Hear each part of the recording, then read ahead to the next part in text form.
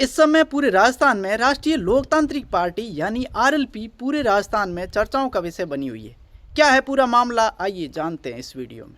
ये लोकतांत्रिक पार्टी की चर्चा इसलिए भी है क्योंकि कल ही इसने 29 तारीख को अपना स्थापना दिवस या अपनी वर्षगांठ मनाई, जिसमें बड़ी संख्या में लोग पहुंचे।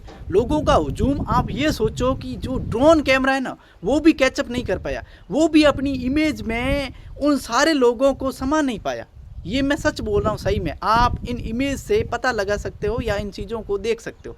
लेकिन ये इससे एक बात ये भी है कि इस जो पार्टी का एक भी विधायक राजस्थान की विधानसभा में नहीं है। ये सोचो, ऐसी भीड़ या तो अपन रविंद्र सिंह भाटी की देखते हैं, या फिर प्रधानमंत्री नरेंद्र मोदी की रैलियों में देखते हैं, या फिर हनुमान बेनीवाल जो राजस्थान की आरएलपी की पार्टी के सुप्रीमो है, उनकी रैलियां या उनके जो सभा में, उनके जो समारोह में, उनकी वर्षगांठ में इतनी भीड़ देखते हैं।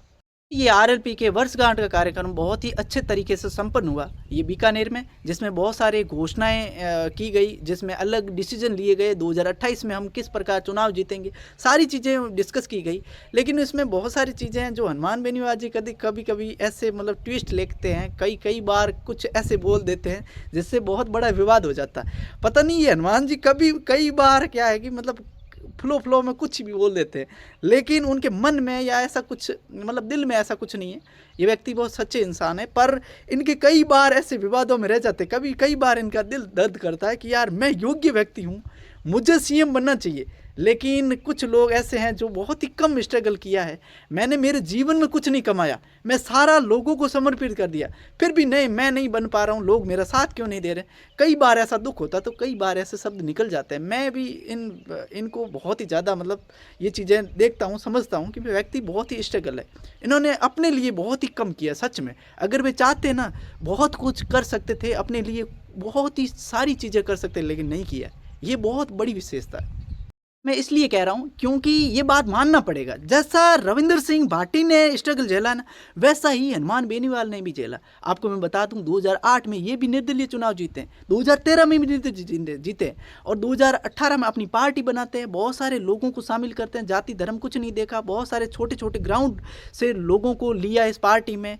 जो कार्यकर्ता इस पार्टी के लिए समर्पित हो गया, हनुमान बेनीवाल भी इन कार्यकर्ताओं के लिए समर्पित हो गए। सच में बहुत छोटे छोटे लोगों से कई बार बातें करते, ये बहुत बड़ी बात है।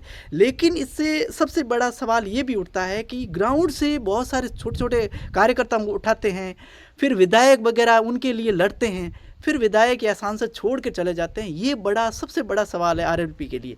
ये मैं कार्यकर्ताओं से सवाल कर रहा हूँ कि ये ऐसा क्यों होता है। ये बहुत बड़ा सवाल है और इस पर जवाब ज़रूर देना और कमेंट बॉक्स में राय भी बताना ये क्या है। और दूसरी बात, हनुमान बेनीवाल ने ना बीजेपी को भी अपनाया और बीजेपी के साथ कई लंबे समय तक चुनाव और इन प्रणालियों में रहे, लेकिन कांग्रेस के साथ क्यों हाथ थमा रहे। 2024 में पता है कांग्रेस के साथ हाथ थमा करके जो अपने जो पुराने कार्यकर्ता थे वो जो कांग्रेस में चले गए, उसके बाद में उम्मीदवार फिर भी आरएलपी के कार्यकर्ता साथ दे करके कैसे करके उनका साथ दिया और उम्मीदवार बेनीवाल जीत भी गए। पर मेन बात ये है कि कांग्रेस का साथ बहुत ही ज़्यादा क्रिटिसाइज कर रहे थे हनुमान बेनीवाल। बहुत बड़े बयान हैं इनके कांग्रेस के बारे में कि ये बहुत ही करप्शन फुल पार्टी है, कोई काम की पार्टी नहीं है, इतने बयान देते थे। लेकिन अभी उनमें शामिल हो रहे हैं, वो क्या मतलब वो मामला बड़ा क्लिष्ट है। उनके बारे में क्या राय रखते हैं, आने वाले समय में 2028 के चुनाव में कैसी रणनीति रखेंगे, साथ में रहेंगे या नहीं, ये बड़ा सवाल है।